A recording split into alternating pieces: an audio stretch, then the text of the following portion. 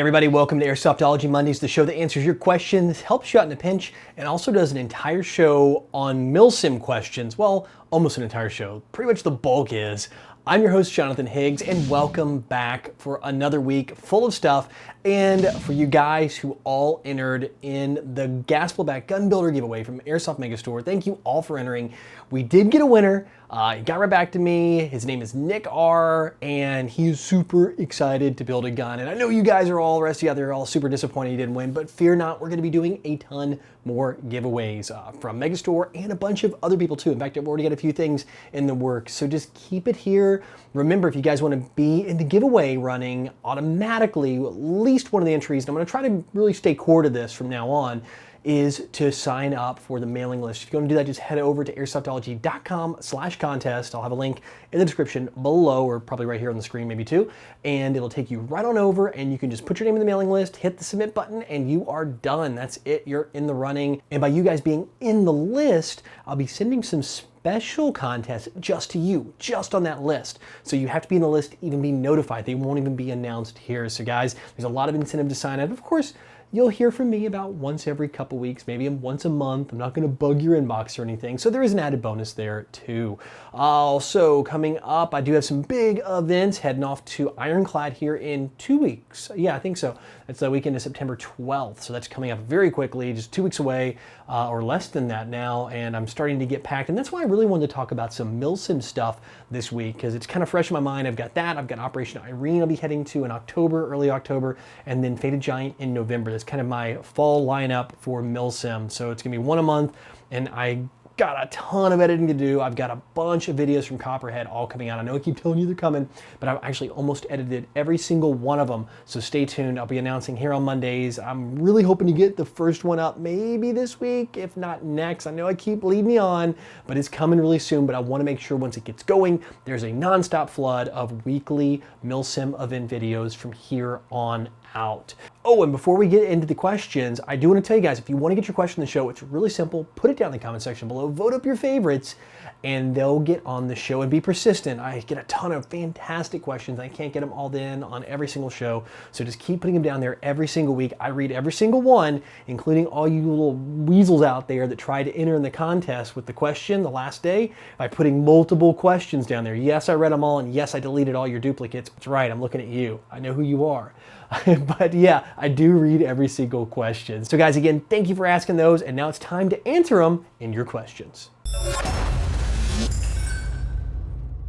This is the two-parter from BBSP and Robbie Airsoft, both asking pretty much the same thing that BBSP asked. Dear John, how do you eat at big MilSim events? So I try to get a really good breakfast in for the day, because I know it's gonna be a long event, so I usually try to go somewhere, sit down and eat on those, but nothing too crazy heavy like tons of bacon and all that stuff. Really well-rounded, a lot of protein, things like that. So that's kind of how I kick off these events, because I know for lunch, I'm not gonna get that much in, because if you guys have ever been to these events, and I know a lot of you guys have, and many of you guys have not, they're really long. They do kind of break for lunch, but by the time you get off the field and you get back and you stop and make something for lunch, it can be really tough. So what I do is I try to bring the food with me on the field, so I can just eat a lot of power bars, a lot of good carbs, a lot of protein, and those little gels work really good. I try to eat those throughout the day to keep some electrolytes in me, a little extra sugar boost up, because you're usually burning a lot of calories humping around in the field. And then of course, a ton of water. So at dinner, I usually try to have something really good. Sometimes it's MREs if I have some handy. Usually they're pretty easy because I can just store them. I usually keep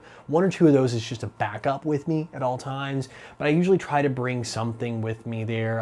If we have time, if they give you like more than an hour or two, some of the guys may peel off a hair early and we'll actually grill out and maybe get some like real good grub going before the night game, because typically the games run from morning till about that 4:30 or 4 o'clock-ish time frame. Then they break for a pretty long lunch, or dinner I mean, and then they go into a night game. So usually you have a few hours, so you can bust out the grill, start grilling up some chicken, maybe some steaks, burgers, whatever you can do on your budget, and get in there and go crazy with it. Then you usually have time for your food to settle before you get back out for the night ops. Now, if it's something for like a MilSim West event, which I haven't been to yet, the game is totally different. I'm not even getting into that, because you need to be able to bring all your food with you and pack it in and fix it in the field. But at a normal MilSim Op where you can get back to your car typically, especially for dinner, that's usually what I do. Alpha Coyote writes, are MilSim Ops for everyone, or are they just for the most seasoned players? I played for about a year and a half, and I've done what my field calls a MilSim, 1 hour games at most, and I want to step it up. Absolutely. I know there's a lot of things like MilSim being the pinnacle of that, outdoor kind of play in airsoft.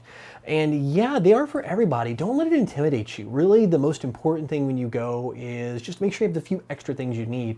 Like radios, you're working as a group in a squad. You're going to have a leadership, so you're going to need to take orders. It's very important is following orders and staying with your squad and listening to squad leadership. I really think that's the biggest difference aside from just playing outside where it's kind of like, all right, you guys in the green shirts over here and you guys in the black shirts over here, all right, go fight, and try to get the beach ball that's in the middle of the field.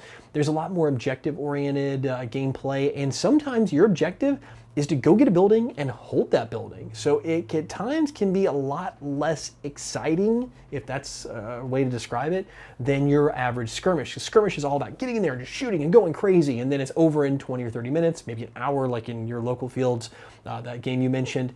And then you kind of go take a break. In MilSim, it's about getting the objective, holding it, fighting off waves, being prepared for the next wave of attack, and then when given the opportunity and the orders, to go take the next one. It really is a slower paced game. And for me, it's a lot more enjoyable in its own right. I do enjoy playing skirmishes. I like that fast pace, but the longer format where you can kind of do the chess moves and you can make really progression. You feel like you're really taking ground.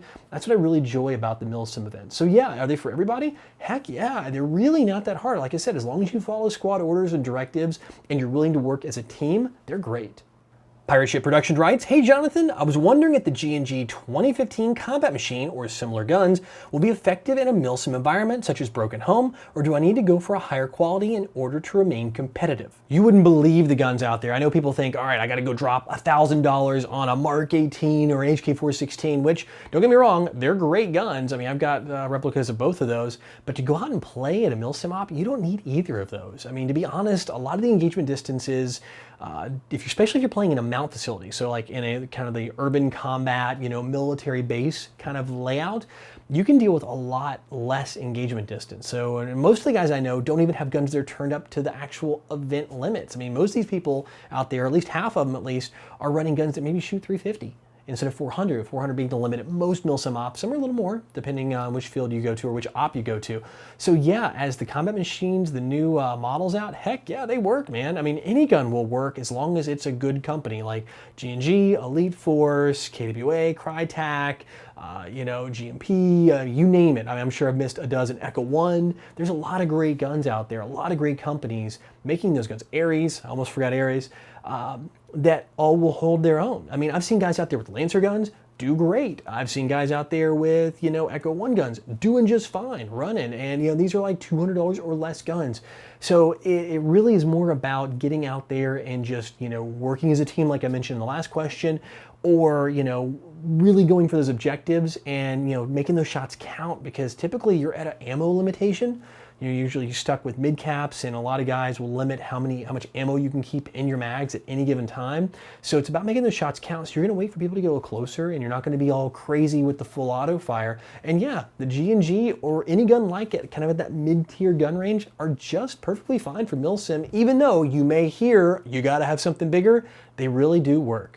Major Martian writes, what's your opinion of bullpup rifles, like an AUG, in general, and what do you think of them at MilSim events? I know it doesn't technically matter, but I've got mixed readings from friends, as usually M4 bases are the standard. I think an AUG works great, especially if you're going for a certain impression. If, like, for example, the Australian military, like Australian Special Forces, they use a variant of the AUG. So yeah, I think the AUGs would work just fine in MilSim, honestly. I actually had one of my early guns at Old Classic Army, probably about 8-ish years ago, I guess. And it was fantastic. Now, I never took it to any MilSim Ops, I never ran it there, but to be honest, the AUG's been around for a very long time, and especially if you're playing like an opposing force and you want to stay like true to it, or like I said, like Australian Special Forces, the AUG would be perfectly fine to run as your primary and still fit that role if you're going for an impressionist look. Alex Wadley writes, is dropping your mid caps when reloading safe? It looks awesome, but is it practical? I mean, safe? Yeah. Is it gonna damage your mags over time? Yeah, probably. I mean, I've really not broke any by doing that. I mean, when you're out playing games, especially like big MilSim Ops, you're under a lot of stress and you're on these concrete floors, because that's typically where you're playing is a lot of these mount facilities, concrete, rocks, and things like that, gravel. Just jam them out and you're in a firefight and you're trying to get that next mid-cap in, because that's really mid-cap dependent at these MilSim events. I've dinged and cracked and all that. Have I broke one by doing that? I don't think I have. I use like Elite Force mids. I've used Mag brand mid caps before. I've had some metal ones, which were S-Arms, I think, who made those. And out of all those, I don't think I've ever had one break on me, including even high caps for that matter. I think that's really your biggest issue when you're talking about taking these things out and slamming them on the ground, is you can get dirt and dust and gunk and twigs down in there, actually where the BBs load into. And you can introduce that into your gun by loading that mag back in or anything like that if you don't clean it out well. And that's where you can develop a problem and get gunk inside your gun and end up with jams or things like that. But short of that, you should be okay if you want to do it. I mean, you want to flip those suckers out, rock and roll. I mean, worst cases, mid caps aren't terribly expensive. You can usually get a box of them relatively cheapish. So as they do start to wear out over time, you can always replace them here and there as you save up a few extra bucks. All right, guys, that's it for questions this week, which means it's time for the Code Red Headsets video recommendation of the week. And this one is fresh off the press. This is the joint task force exercise that happened in South Korea this last week that kind of got the North Korean guys a little upset because we were doing some serious firepower testing just to kind of flex our muscles in that area between United States and South Korea, kind of working together as a joint group. And if you haven't seen this video, it's definitely worth a watch. It's extremely impressive, especially the artillery, watching the tanks and the mobile artillery firing and then the freaking helicopters.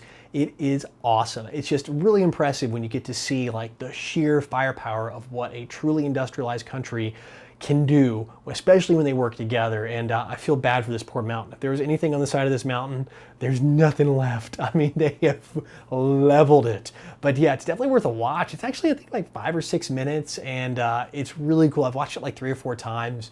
It's so neat, like especially there's one part where there's a bunch of targets, they're all numbered on the ground, and I think like whatever, I think it was artillery, or it may have been a bombing run, hit every single one of them all at the same time. It's just so freaking cool. So if you guys haven't watched it, check it out. I have a link over in the top right. Is that the top right? Nope, that's the top right, isn't it? Yeah, something like that. It's one of those corners. I can never remember when I'm on camera, or down in the description below. They'll take you right over to the video. Well, guys, that's it for this week's Airsoftology Mondays, and thank you as always for joining me here, and thank you for being so cool in the comments and helping each other out, because there's so many great comments. I can't answer them all.